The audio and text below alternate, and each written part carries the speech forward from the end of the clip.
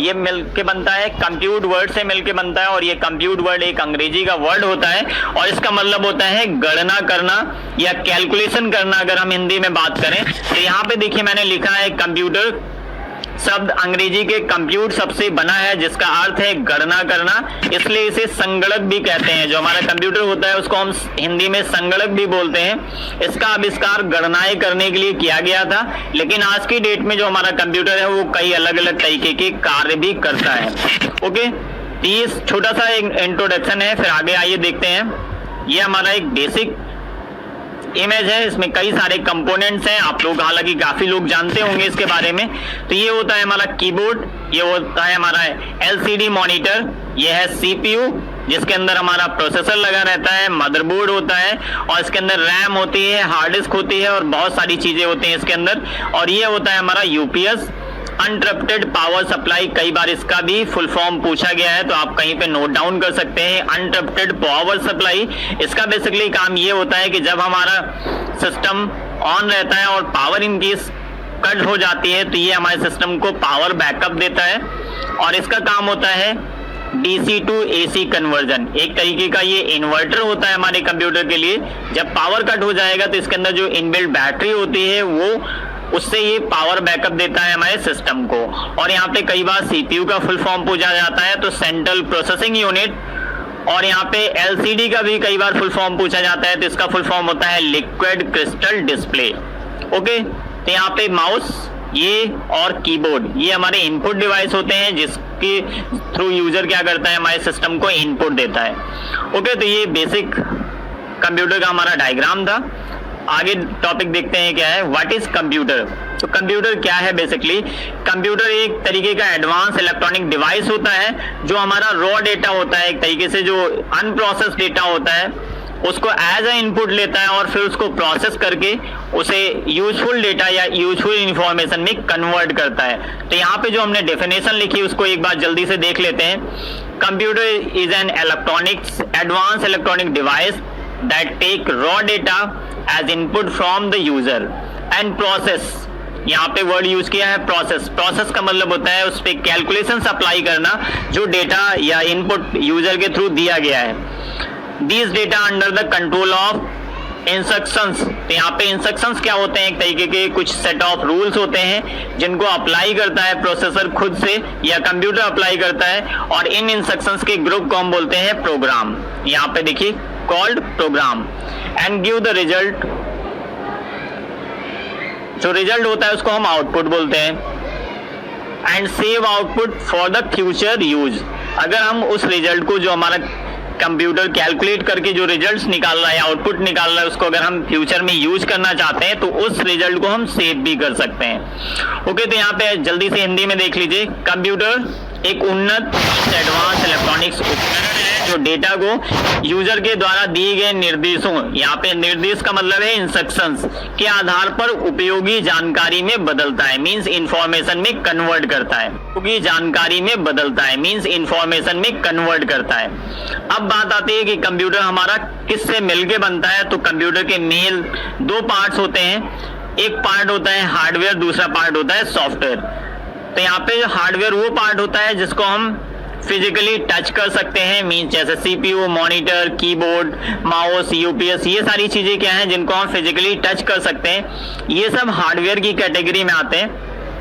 और दूसरा पार्ट होता है सॉफ्टवेयर जो कि हमारे सिस्टम के अंदर स्टोर रहता है, जिसको हम सिर्फ फील कर सकते हैं, टच नहीं कर सकते हैं, जैसे कि ऑपरेटिंग सिस्टम या एप्लीकेशन सॉफ्टवेयर जो होते हैं जो पहले से उसमें प्री इंस्टॉल्ड होते हैं, कुछ आप खुद इंस्टॉल करते हो, तो वो सब क्या है, वो हमारे सॉफ्टवेयर होते हैं। तो इन दोनों के कॉम्बिनेशन से ही हमारा कंप्यूटर बनता है। अगर ये दोनों में से कोई एक अवेलेबल नहीं होगा हमारे सिस्टम पे तो हमारी जो मशीन है वो यूजलेस होगी, एक तरीके का डब्बा होगा जिसको हम यूज नहीं कर पाएंगे।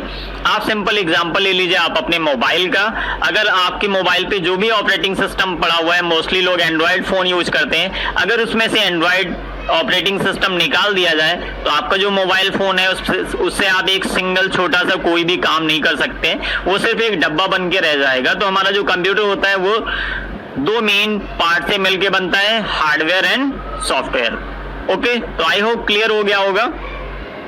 अब यहाँ पे हम डिस्कस करेंगे बेसिक ब्लॉक डायग्राम, और ये काफी इंपॉर्टेंट डायग्राम है। तो यहाँ पे हम देखेंगे जो हमारे कंप्यूटर्स होते हैं उसमें बेसिकली क्या क्या चीजें होती हैं। तो सबसे पहला होता है इनपुट यूनिट, जैसे कीबोर्ड, माउस, स्कैनर, ये सब क्या है, इनपुट यूनिट्स, जिनके थ्रू हम यूजर क्या करता है, कंप्यूटर को इनपुट देता है। दूसरा क्या है, यहाँ पे इधर देख लीजिए आउटपुट यूनिट है, जो भी कैलकुलेशंस के बाद जो हमारा रिजल्ट आता है, मींस प्रोसेस के बाद जो रिजल्ट आता है वो कहाँ पे स्टोर होता है या दिखता है, आउटपुट यूनिट पे। तो अब यहाँ पे ये हमारा है सीपीयू, ये पूरा पार्ट है सीपीयू। अब सीपीयू के अंदर कौन कौन से यूनिट्स होते हैं, कई बार इससे रिलेटेड काफी सारे क्वेश्चंस पूछे जाते हैं। तो यहाँ पे देखिए कंट्रोल यूनिट, इसको हम शॉर्ट में सीयू भी बोलते हैं। एएलयू अर्थमेटिक लॉजिक यूनिट इसका फुल फॉर्म होता है, और मेमोरी यूनिट, और यहाँ पे सेकेंडरी स्टोरेज होता है जो कि सीपीयू से बाहर रखा है हमने, और ये बाहर ही होता है। तो यहाँ पे कंट्रोल यूनिट का बेसिकली काम क्या होता है, यहाँ पे इनपुट, आउटपुट, मेमोरी, एएलयू, इन सबको कंट्रोल करना, किसको कौन सा काम असाइन करना है, किससे क्या काम लेना है, किससे कौन सा डेटा रिसीव करना है, ये सारी इंस्ट्रक्शंस जो होता है वो कंट्रोल यूनिट मैनेज करता है। एएलयू का बेसिक काम होता है अर्थमेटिक लॉजिक यूनिट, इसका नाम है। तो ये अर्थमेटिक और लॉजिक कैलकुलेशंस को करता है। तो आगे हम डिटेल में इसके बारे में देखेंगे क्या है। तो ये बेसिक ब्लॉक डायग्राम है, अगर आप इसको दिमाग में बिठा लीजिए तो यहाँ पे जो सीपीयू होता है, सीपीयू को हम बोलते हैं कंप्यूटर का दिमाग या ब्रेन ऑफ कंप्यूटर। तो उसके अंदर ये सारी चीजें होती हैं, जो हमारे कंप्यूटर का ब्रेन है उसके अंदर ये सारी चीजें होती हैं, मींस मेमोरी यूनिट होता है, कंट्रोल यूनिट होता है, और अर्थमेटिक लॉजिक यूनिट होता है। और इसके साथ में जो कनेक्ट होता है उसको हम बोलते हैं आउटपुट डिवाइस या आउटपुट यूनिट और इनपुट यूनिट। ओके,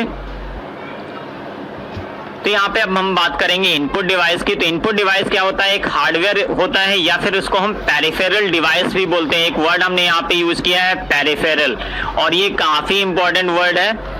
पेरिफेरल का मतलब होता है वो डिवाइस या वो यूनिट जो सीपीयू से कनेक्ट है या सीपीयू से जोड़ सकते हैं। ये एक्सटर्नल या ऑक्सिलरी डिवाइसेस होते हैं जिनको हम बाद में ऐड करते हैं सीपीयू के साथ, या जरूरत पड़ने पे ऐड करते हैं। तो उन सभी डिवाइसेस को हम पेरिफेरल डिवाइस बोलते हैं, और इसको आप अच्छी तरीके से दिमाग में बिठा लीजिए। और पेरिफेरल डिवाइसेस हमारे इनपुट डिवाइस या आउटपुट डिवाइस दोनों को बोल सकते हैं।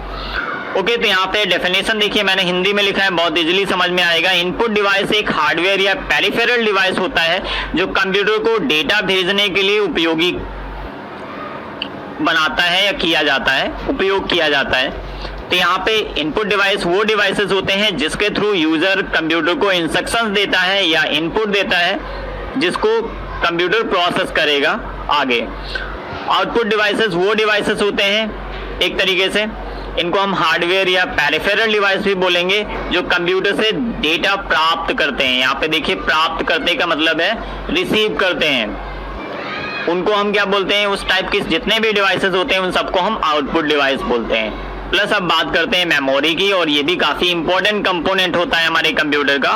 मेमोरी वो डिवाइस होता है जहां पे हम अपना डेटा स्टोर करते हैं, जिसको हमें फ्यूचर में यूज करना होता है। तो यहाँ पे देखिए, मेमोरी एक उपकरण है जिसका उपयोग डेटा या प्रोग्राम को स्टोर करने के लिए किया जाता है। तो मेमोरी में हम प्रोग्राम्स या इंस्ट्रक्शंस को भी स्टोर कर सकते हैं, प्लस अपनी इंफॉर्मेशन या डेटा को भी स्टोर कर सकते हैं, और इस डेटा को या इंस्ट्रक्शंस को हम फ्यूचर में भी यूज कर सकते हैं अगर इनकेस रिक्वायरमेंट होती है तो। ओके, तो अब बात करते हैं कंट्रोल यूनिट की, और ये काफी इंपॉर्टेंट यूनिट होता है, हमारे सीपीयू का एक पार्ट होता है, इंपॉर्टेंट पार्ट है सीयू, जिसको हम कंट्रोल यूनिट बोलते हैं। तो कंट्रोल यूनिट का बेसिकली काम क्या है, तो यहाँ पे देखिए हिंदी में काफी सिंपल से डेफिनेशन हमने दी है। कंट्रोल यूनिट मेमोरी से इंस्ट्रक्शंस को रीड करता है।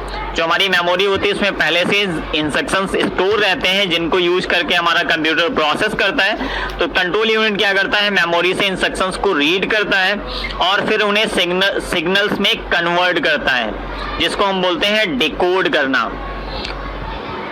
इनपुट, आउटपुट और एएलयू को भेज देता है। मींस यहाँ पे जो भी इंस्ट्रक्शंस मेमोरी से रीड किए हैं सीयू ने, वो क्या करता है, वो इनपुट, आउटपुट और ALU means arithmetic logic unit को भेज देता है कि आपको ये काम करने हैं, ताकि ये सभी दिए गए निर्देशों के अनुसार अपना कार्य आरंभ कर सकें। तो इनपुट, आउटपुट और एएलयू को इंस्ट्रक्शंस देने का काम कौन करता है, हमारा control unit. Means input output और एएलयू किसके अंडर में काम करते हैं? कंट्रोल यूनिट के। और ये कंट्रोल यूनिट एक ऐसा यूनिट होता है हमारे सीपीयू का जो बाकी जितने भी यूनिट्स होते हैं सीपीयू के उन सबको सिर्फ मॉनिटर करता है। तो यहाँ पे इसके कुछ फंक्शंस हमने आप दिए हैं ताकि आपको इजीली समझ में आ जाए, और ये काफी इंपॉर्टेंट फंक्शंस होते हैं सीयू के। तो सबसे पहला फंक्शन है यह कंप्यूटर के अन्य यूनिट के बीच डेटा और निर्देश के हस्तांतरण जिसको हम बोलते हैं ट्रांसफर को नियंत्रित करने के लिए जिम्मेदार है। तो यहाँ पे अगर इंस्ट्रक्शंस या डेटा ट्रांसफर होना है किसी भी यूनिट के बीच में तो उसको कौन करता है? Control unit. यह कंट्रोल यूनिट इन सब चीजों को मॉनिटर करता है। अगला है यहाँ पे यह कंप्यूटर के सभी यूनिट्स को मैनेज और कोऑर्डिनेट करता है। किसको किस टाइम पे कौन सा डेटा चाहिए या किस टाइम पे कौन सा इनपुट लेना है या कौन सा इंस्ट्रक्शंस किसको लेना है, ये सारी चीजें कौन मैनेज करता है? Control unit.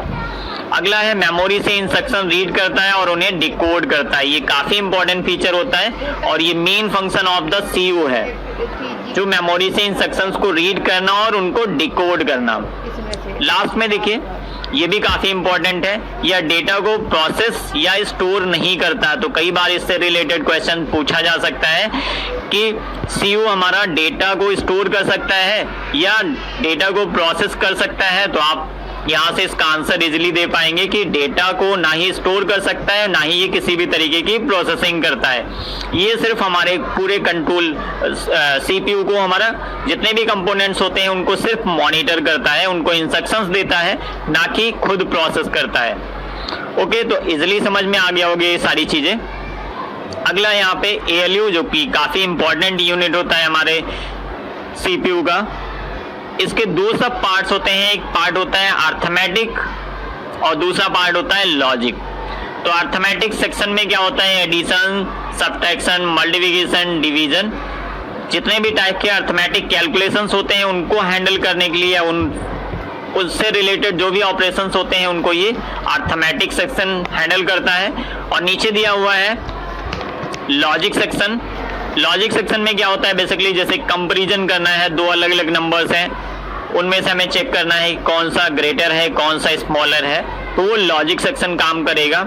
ऐसे अगर हमें कुछ कई सारे अलग अलग डेटा दिया हुआ है, कोई अलग अलग नंबर्स दिए हैं, उसमें से कुछ पार्टिकुलर नंबर्स हमें सेलेक्ट करने हैं, तो यहाँ पे हम सेलेक्टिंग भी कर सकते हैं। लॉजिक सेक्शन का काम होता है।